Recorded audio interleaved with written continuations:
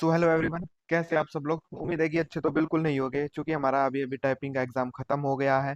Right, तो typing के लिए मैं आपको बता दूं 1750 वर्ड ही आए थे एज यूजुअल, जो उन्होंने बताया था। अगर आप मेरे को पिछले एक मंथ से फॉलो कर रहे होंगे तो शायद आपको जेन्युइनिटी पता चल गई होगी। क्योंकि बहुत सारे लोग थे कि नहीं भाई, आपके पास 2 पेज का ऐसे आएगा, फिर आपकी टाइपिंग स्क्रीन टू स्क्रीन नहीं होगी, पेपर टू स्क्रीन होगी। जब मैंने ये सब बताया तो सब लोगों ने कमेंट कर दिया तेरे को कुछ पता नहीं है, ये नहीं है, वो नहीं है। तो इसलिए मैं बता रहा हूँ, जो ऑलरेडी कोर्ट में वर्किंग है, ऑनरेबल कोर्ट में, उन्हीं से ही डायरेक्ट इन्फॉर्मेशन लिया करो भाइयों। अब डिस्क्रिप्टिव का टाइम आ गया है। वहां पे आप फिर से उन्हीं चैनल्स के पास जाओगे, उन्हीं टीचर्स के पास जिनको नॉलेज ही नहीं है।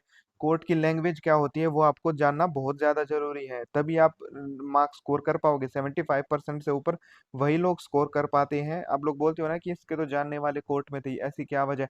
आपको पीयूसीज देखने को मिलेंगी, राइट। आपको नोटिफिकेशंस देखने को मिलेगा, आपको ऑफिस ऑर्डर का पता होना चाहिए, आपको नोटिफिकेशन का पता होना चाहिए, आपको मेमोरेंडम का पता होना चाहिए। सारी चीजें आपके पैसेज में आएंगी, यही सारी चीजें आपके वहां पे एसए में लिखने को मिलेंगी। आप जो लैंग्वेज लिखते हो वो हम लैंग्वेज लिखते हैं जो टीचर हमें बताते हैं। कोर्ट की जो पेपर चेक होंगे वो टीचर के हिसाब से नहीं होंगे, कोर्ट की लैंग्वेज के हिसाब से होंगे। राइट। अगर आप कितने भी हैवी वोकैब लिखा हो, कितने भी ईडियम फ्रेजेस लिखा हो, लेकिन जो कोर्ट की लैंग्वेज होती है वो डिफरेंट होती है। वो सब टीचर्स के पास नहीं होती है। डेली हम वहाँ पे नोटिंग डालते हैं, ड्राफ्टिंग डालते हैं, ऑर्डर्स निकालते हैं, ठीक है। तो इसलिए जेन्युइन चैनल को ही फॉलो किया करो। राइट, तो अब हम बात करते हैं सबसे पहले टाइपिंग की। टाइपिंग के बाद बात करेंगे हम डिस्क्रिप्टिव की। उसके बाद बात करेंगे कि पासिंग मार्क्स क्या होंगे उसमें। फिर इंटरव्यू की बात करेंगे, सारी चीजें डिटेल्स में एक बार बात करते हैं। राइट, तो अब शुरुआत करते हैं भाइयों। राइट, तो हमारा जो टाइपिंग टेस्ट था, पहले हमें 5 मिनट की डेमो टाइपिंग दी गई। उसके बाद हमें मेन टेस्ट दिया गया, जो एग्जैक्टली 1750 वर्ड से, जिसमें लगभग 60% कैंडिडेट फेल होने वाले हैं। क्योंकि एरर का जो सीन था वो बिल्कुल क्लियर था। अगर यहाँ पे 2000 स्ट्रोक होते तो लोग ज्यादातर उसको लिख देते। स्टूडेंट्स में ये भी दिक्कत थी कि हम क्या इस पैसेज को दोबारा लिख सकते हैं या नहीं लिख सकते हैं, क्योंकि वहाँ पे एग्जामिनेशन हॉल में वो भी ऐसे ही बिल्कुल ब्लैंक थे कि उनको मालूम ही नहीं था किस तरीके से बिहेव करना है। ठीक है। तो जिन लोगों ने एग्जैक्टली 1750 लिख के आए हैं, उन्हीं कैंडिडेट्स का ही पास होने का चांस यहाँ पे बनने वाला। लोग इतनी स्लो टाइपिंग कर रहे थे, द रीजन वाज कि भाई एरर नहीं होनी चाहिए।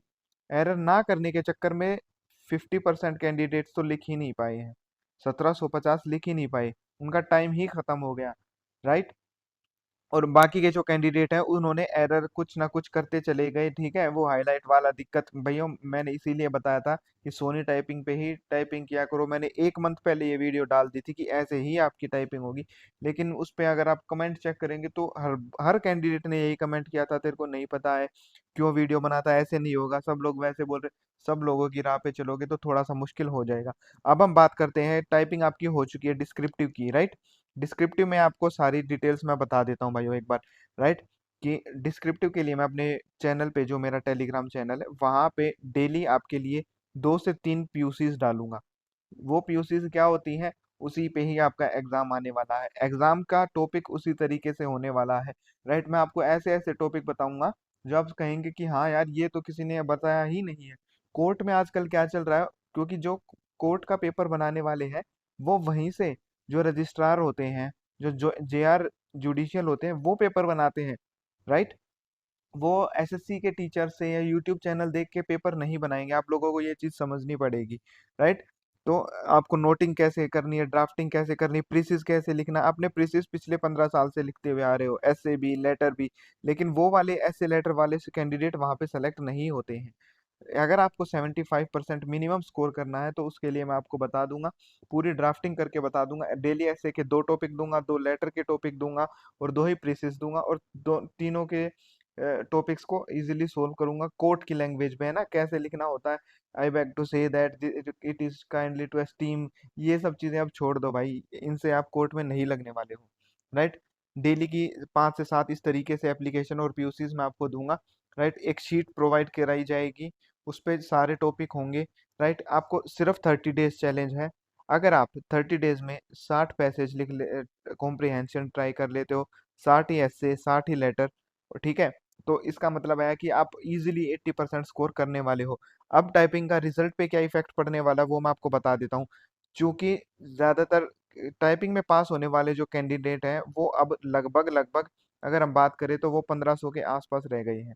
इतने ही कैंडिडेट टाइपिंग में पास होने वाले हैं। इसके बाद हमारे डिस्क्रिप्टिव में पास किया जाएगा 1:3 में। राइट, तो लगभग 600 से 700 कैंडिडेट्स को इंटरव्यू में बुलाया जाएगा आफ्टर डिस्क्रिप्टिव। उन दोनों के मार्क्स जुड़ के ही आप फाइनल रिजल्ट में सेलेक्ट हो पाएंगे। तो मैं आपकी पूरा प्रोसेस बता दूंगा। हाँ, मैं आपको वर्किंग भी बता दूंगा कि हाँ सुप्रीम कोर्ट में क्या टाइमिंग होती है, 5 बजे आपकी छुट्टी होती है कि आप 5 बजे ही निकल पाते हो। सुबह 10 बजे की टाइमिंग होती है कि तो क्या एग्जैक्ट 10 बजे ही पहुंचना पड़ता है। ब्रांचेस कैसे काम करती है, जैसे ओरिजिनल सेक्शन हो गया, ओरिजिनल में लिस्टिंग हो गई।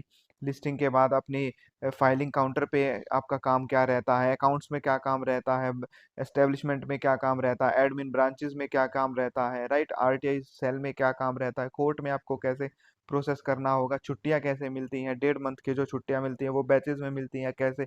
ये सब चीज़ें मैं आपको टाइम टू टाइम बताता रहूंगा। इसके लिए आपको चैनल को सब्सक्राइब कर लेना। बाकी डिटेल्स मैं अभी डेली की एक वीडियो डाल दूंगा और टेलीग्राम चैनल पे सारी चीज़ें डाल दूंगा। All the best everyone.